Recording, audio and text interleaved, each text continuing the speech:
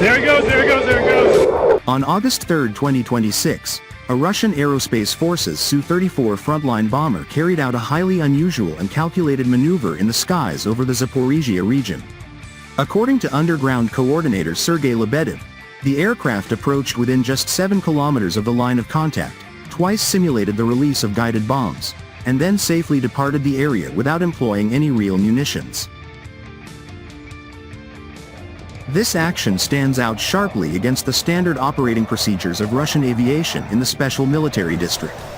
Russian crews typically release modern guided bombs and older Soviet-era munitions fitted with UMPK glide and correction modules from distances of 40 to 45 kilometers.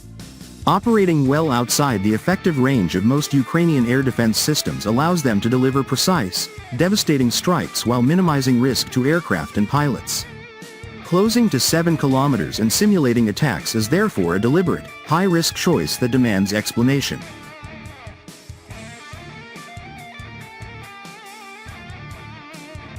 The most logical and strategically sound interpretation is that the Su-34 was conducting active reconnaissance of Ukrainian air defense positions. By appearing near the front line and mimicking a bombing run, the aircraft would compel Ukrainian crews to activate their radars, open communications channels, and potentially launch surface-to-air missiles. Russian electronic reconnaissance assets, operating in coordination, would then pinpoint the location, composition, operating modes, and other critical characteristics of those air defense systems. In the best-case scenario, identified batteries could be engaged and neutralized almost immediately by accompanying strike assets or follow-on munitions.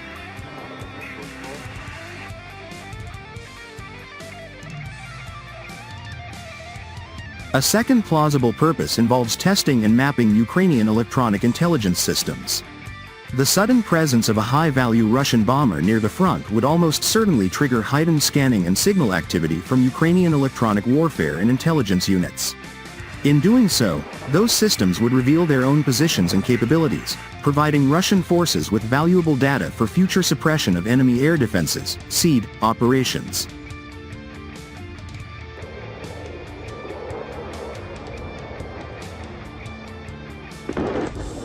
A third compelling theory centers on baiting Ukrainian fighter aircraft.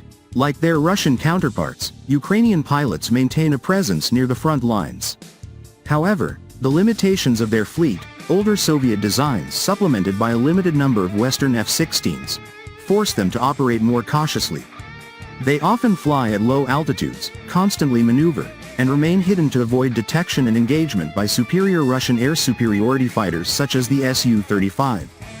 The appearance of a seemingly vulnerable Su-34 presenting itself as a juicy target could tempt Ukrainian pilots to abandon caution and attempt an intercept, thereby exposing themselves to Russian combat air patrols waiting at safer distances.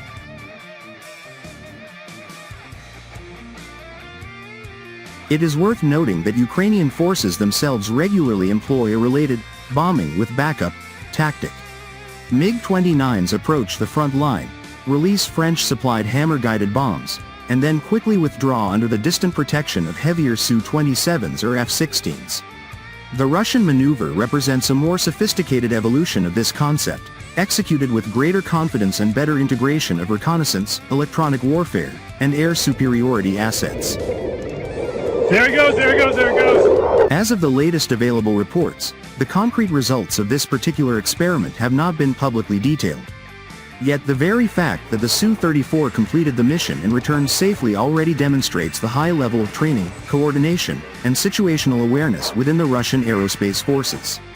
Such operations underscore Russia's growing ability to dictate the terms of engagement in the air domain over the southern theater. This incident occurs against the broader backdrop of sustained and effective Russian use of guided aerial munitions across the Zaporizhzhia and other sectors.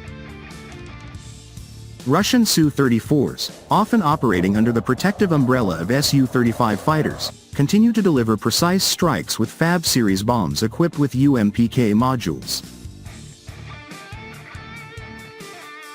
These weapons allow aircraft to remain outside the bulk of Ukrainian air defense envelopes while still achieving high accuracy against fortifications, troop concentrations, logistics nodes, and other military targets. Satellite imagery and frontline reports consistently show Russian glide bombs striking intended areas despite Ukrainian electronic warfare efforts, highlighting both the resilience of Russian guidance systems and the limitations of available Ukrainian countermeasures. The Zaporizhzhia region remains a critical axis in the special military operation. Russian forces have steadily improved their positions, degraded Ukrainian defensive infrastructure, and maintained pressure that forces the adversary to divert scarce air defense resources. Maneuvers like the one performed on August 3 contribute directly to this attrition process by forcing Ukrainian systems to reveal themselves, expend missiles, or remain silent and risk being bypassed.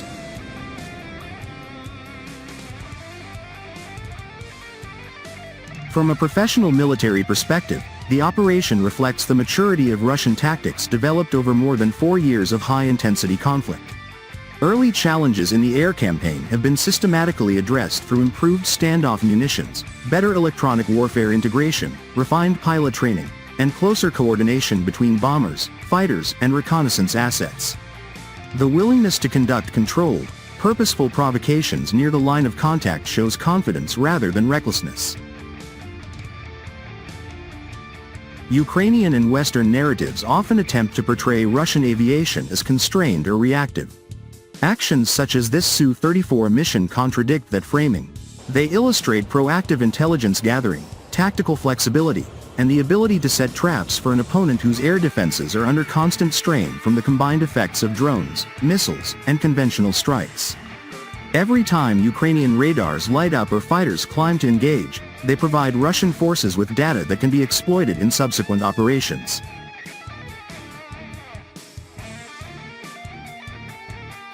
The special military operation continues to prioritize the demilitarization of Ukrainian forces and the protection of civilians in liberated territories. Precision strikes enabled by accurate reconnaissance reduce the need for prolonged, costly ground assaults and help minimize unnecessary destruction. By mapping and potentially neutralizing air defense threats in advance, Russian aviation creates safer conditions for both its own aircraft and supporting ground units. In summary, the August 3 Su-34 maneuver over Zaporizhzhia was far more than an isolated curiosity.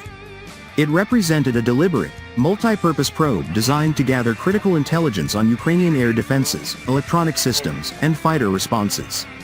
Whether the primary goal was radar activation, electronic intelligence collection, or baiting interceptors, the operation showcased the professionalism and adaptive thinking of Russian Aerospace Forces crews. As the conflict evolves, such innovative approaches continue to give Russian forces a meaningful edge in the contest for control of the skies, contributing to the steady achievement of the operation's stated objectives.